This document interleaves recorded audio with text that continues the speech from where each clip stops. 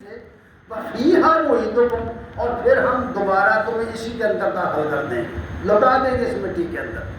اور یہ ہم دیکھ رہے ہیں عملاً، اس کا پریکٹیکل دیکھ رہے ہیں کہ آدمی پیدا ہوتا ہے، پھر وہ مرتا ہے، پھر وہ مٹی کے سپرد کر دیا جاتا ہے۔ صرف تین مرحلے ہم دیکھ چکے، ایک مرحلہ باقی ہے، وہ قیامت کا مرحلہ ہے۔ فرمایا فیہا نعیدکم ومنہا نخرجکم تارۃ اخری، اور پھر ہم تم کو دوسری مرتبہ زندہ کر کے اٹھائیں گے قبر سے، دوسری مرتبہ زندہ کر کے اٹھائیں گے بھائی۔ اس لیے یہ بات بڑی خوبصورتی کے ساتھ بیان کی گئی ہے۔ یہ بات کئی طرح سے حدیثوں میں بھی ہے۔ بخاری شریف کی ایک حدیث ہے، بخاری شریف جلد نمبر 2 صفحہ نمبر 665۔ اس پر یہ حدیث طویل حدیث ہے جو عبداللہ بن عباس رضی اللہ تعالیٰ عنہ سے بیان ہوئی ہے۔ وہ کہتے ہیں کہ نبی کریم صلی اللہ علیہ وسلم نے خطاب فرمایا، خطبہ ارشاد فرمایا، جس میں آپ نے فرمایا یا ایھا الناس انکم تحشرون الی اللہ، اے لوگو تمہیں گھیر کر اللہ کے حضور حشر کے دن لایا جائے گا، تم حشر کے دن اللہ کے حضور اکٹھے کیے جاؤ گے۔ کس حالت میں؟ حفاۃ عراۃ وغرلا، تم ننگے بدن ہو گئے، ننگے پاؤں ہو گئے، اور بغیر ختنے کے ہو گئے۔ یعنی گویا انسان کی جو دوبارہ تخلیق ہوگی وہ اسی حالت میں ہوگی جس طرح ایک بچہ ماں کے پیٹ سے نکلتا ہے، لیکن چونکہ وہ بچپن کی حالت میں نکلتا ہے، لیکن قیامت کے دن لوگ پورے ساتھان ہو کر نکلیں گے، پورے قد کاٹ کے ساتھ، پورے وجود کے ساتھ آئیں گے باہر، اور جس حالت میں آئیں گے وہ حالت تبدیل نہیں ہوگی، ہمیشہ اسی حالت میں لوگ رہیں گے۔ اس لیے کہ وہاں گردش لیل و نہار کا سلسلہ نہیں ہوگا، یہ زمین و آسمان تبدیل کر دیے جائیں گے، اس کے قوانین و نوامیس تبدیل کر دیے جائیں گے، اس کی آب و ہوا تبدیل کر دی جائے گی، اس کا سسٹم تبدیل کر دیا جائے گا۔ جو چیزیں ہمیں یہاں نظر نہیں آتی وہاں ہمیں نظر آئیں گی۔ یہاں ہم نہیں دیکھتے بہت پوشیدہ چیزوں کو، ہمیں فرشتے نظر نہیں آتے۔ ہمارا ایمان اور یقین ہے کہ ہمارے دونوں جانب دائیں بائیں فرشتے لکھتے ہیں، ہمارے عمل لکھتے ہیں، ریکارڈ کرتے ہیں۔ یہ صرف ایمان ہی نہیں، اس پر دلائل قرآن میں موجود ہیں کہ زبان سے کوئی لفظ نہیں نکلتا، ہماری زبان سے ہماری حرکات و سکنات سب کچھ ویڈیو بن رہی ہے، ہر چیز بن رہی ہے۔ یہ ہمارا یقین ہے، لیکن قیامت کے دن یہ دیکھتے نہیں، ہمیں دکھتے نہیں، نظر نہیں آتے، لیکن قیامت کے دن یہ فرشتے ہمیں نظر آئیں گے، اس لیے کہ حیات تبدیل کر دی جائے گی۔ اس لیے فرمایا کہ وہاں اس حالت میں انسان آئے گا کہ وہ ننگے بدن ہوگا، ننگے پاؤں ہوگا، اور اس ختنے کے بغیر ہوگا۔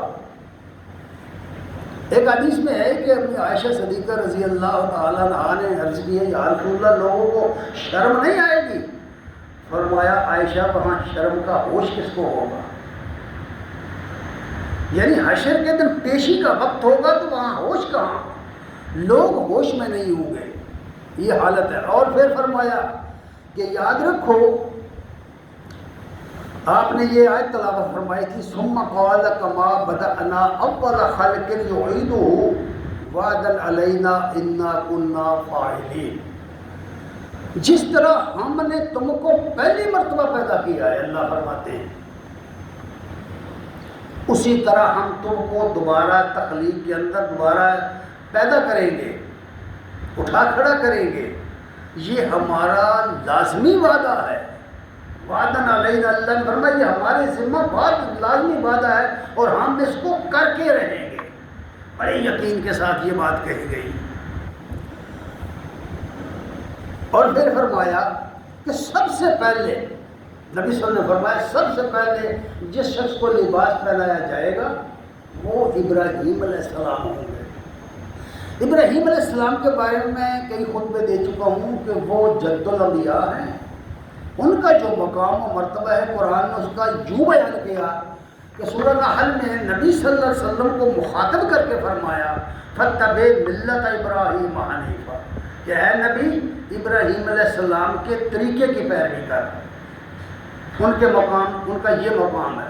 اور ان کے بارے میں یہ فرمایا کہ اے ابراہیم، کہ ہم نے ابراہیم کو کئی باتوں سے آزمایا اور ہر بات کو اس نے پورا کر دکھایا، تو اس کے وسیلے میں ہم نے اسے کہا کہ ہم تجھے دنیا کا امام بنائیں گے۔ تو گویا تمام انبیاء کے امام اگر کوئی ہیں قرآن کی نقطہ نظر سے تو ابراہیم علیہ السلام ہے۔ اور ہم جب درود پاک پڑھتے ہیں کبھی سوچ کر پڑھا کرو، سمجھ کر اور اس کے الفاظ پر غور کرو۔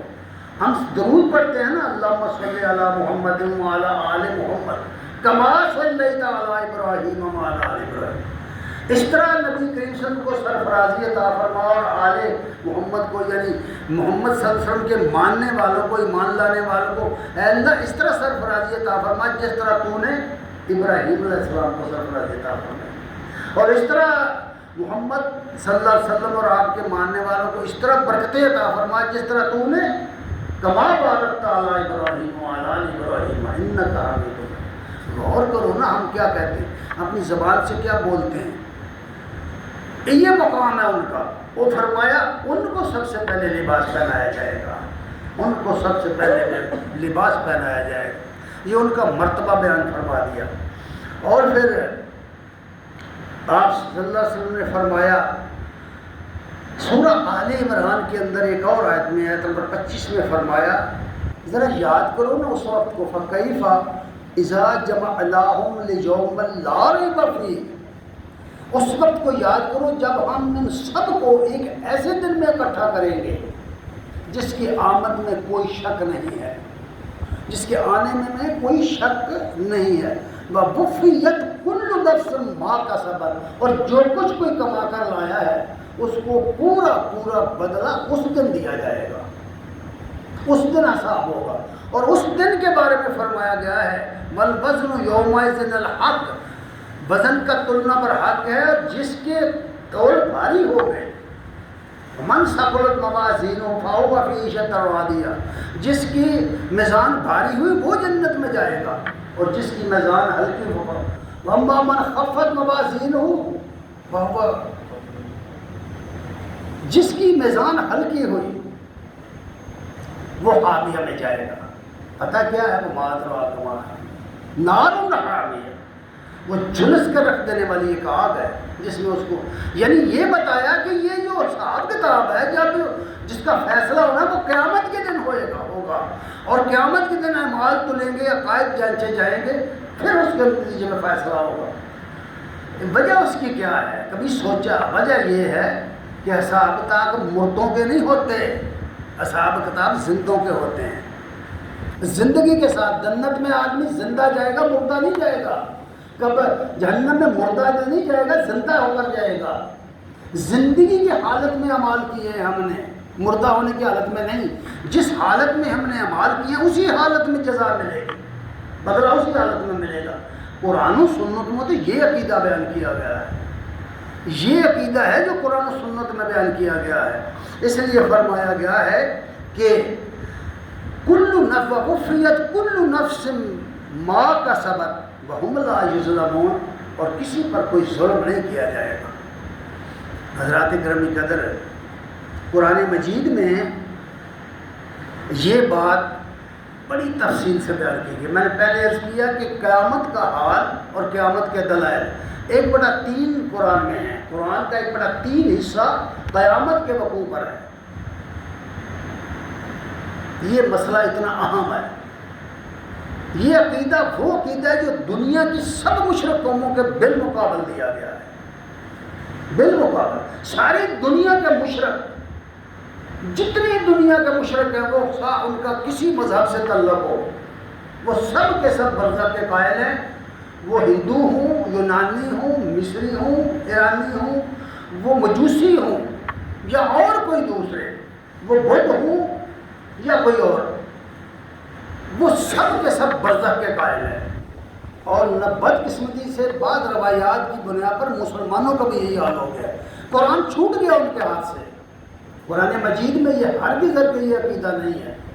اس لیے قرآن مجید نے کو چھوڑنے کا نتیجہ یہ ہوا کہ جس طرح دوسری قوموں نے اپنے انبیاء کو پوجنا شروع کیا، پکارنا شروع کیا، ان سے مدد مانگنا شروع کی، اسی طرح مسلمانوں نے شروع کر دیا۔ مسلمان بھی بعین ہی نبی صلی اللہ علیہ وسلم کو اور دیگر بہت سارے لوگوں کو پکارتے ہیں، ان سے دعائیں مانگتے ہیں، کہ لیکن نبی صلی اللہ علیہ وسلم نے کیا فرمایا؟ ایک حدیث فرمایا، یہ حدیث مشکات میں ہے، باب المفاخرت میں ہے، آپ صلی اللہ علیہ وسلم نے فرمایا انی لا احب ان ترفعونی فوق منزلتی التی اعطانی اللہ تعالی۔ لوگوں، میں اس بات کو پسند نہیں کرتا، لا احب ان ترفعونی فوق منزلتی التی اعطینا اللہ، میں اس بات کو ہرگز پسند نہیں کرتا کہ تم میرا مرتبہ اس مرتبے سے اوپر کر دو اٹھا کر کے جو میرا مرتبہ اللہ نے بنایا ہے۔ کیا سمجھیں آپ کیا فرما رہے ہیں؟ لوگوں، میں اس بات کو پسند نہیں کرتا کہ تم میرا مرتبہ میری اس منزل سے، میرے مقام و مرتبہ سے اوپر اٹھا دو جو اللہ نے مجھے دیا ہے۔ اور اللہ نے مجھے کیا مرتبہ دیا ہے؟ فرمایا انا محمد، میں ہوں محمد عبد اللہ و رسولہ، اللہ کا بندہ اور اس کا رسول۔ اور اس عقیدے کو مضبوط کرنے کے لیے کہ تمہیں یقین رہے کہ اللہ کے رسول اللہ کے بندے ہیں، یہ کلمہ دیا گیا ہے جو نمازوں میں بار بار دہرایا جاتا ہے، اشہد ان محمدً عبدہ و رسولہ، اشہد ان لا الہ الا اللہ وحدہ لا شریک لہ، میں گواہی دیتا ہوں کہ اللہ کے سوا کوئی الہ نہیں، کوئی اس قابل نہیں کہ اس کو پکارا جائے، اور میں گواہی دیتا ہوں کہ محمد صلی اللہ علیہ وسلم اللہ کے بندے اور رسول ہیں۔ یاد رکھو، اس میں 3 پوائنٹ بیان کر دیے۔ جو اللہ کو وحدہ لا شریک نہ مانے وہ اس کلمے کا منکر ہے، جو محمد صلی اللہ علیہ وسلم کو رسول نہ مانے وہ اس کلمے کا منکر ہے، اور جو نبی صلی اللہ علیہ وسلم کی ابدیت نہ مانے، اب تو ہو بھائی مان نہ لائے، وہ اس کلمے کا منکر ہے۔ یہ کلمہ نمازوں میں رکھ دیا گیا ہے، تشہد میں پڑھایا جاتا ہے تاکہ تمہارے دماغ میں پیوست ہو جائے یہ بات، عقیدہ توحید پیوست ہو جائے، عقیدہ رسالت کی تمہیں سمجھ آ جائے، اس لیے یہ رکھا گیا ہے۔ حضرات گرامی قدر، یہ ہے بات، یہ ہے وہ تعلیم مختصر الفاظ میں جو قرآن و سنت میں دی گئی ہے کہ نبی کریم جتنے لوگ غیر اللہ کو پکارتے ہیں اس کی کیا بنیادی وجہ ہے کہ انہیں اللہ پر اعتماد ہی نہیں ہے۔ جب لوگوں سے پوچھا جائے تو کہتے ہیں کہ ہم اللہ تعالیٰ کے سوا کسی کو خدا نہیں مانتے، واقعی کسی قبر والے کو کوئی خدا نہیں مانتا، لیکن وہ اس کے صدقے سے مانگتا ہے، اسے اللہ پر اعتماد نہیں ہے، اعتبار نہیں ہے اللہ پر۔ جب وہ ایک بیچ میں نہ ڈالے اسے اعتبار نہیں آتا، یقین نہیں بنتا کیا اللہ تعالیٰ نے کسی انسان کی وجہ سے یہ پیدا کی یہ چیزیں۔ قرآن میں تو یہ بات کہی گئی کہ اللہ وہ ہے، تمہارا رب وہ ہے جس نے ساری زمین کی چیزیں تمہارے لیے پیدا کی اور تمہیں اللہ کے لیے پیدا کیا ہے۔ قرآن میں تو یہ بات کہی گئی ہے۔ تو اللہ تعالیٰ سے دعا ہے کہ اللہ تعالیٰ ہمیں سمجھنے اور عمل کرنے کی توفیق عنایت فرمائے۔ وآخر دعوانا الحمدللہ رب العالمین۔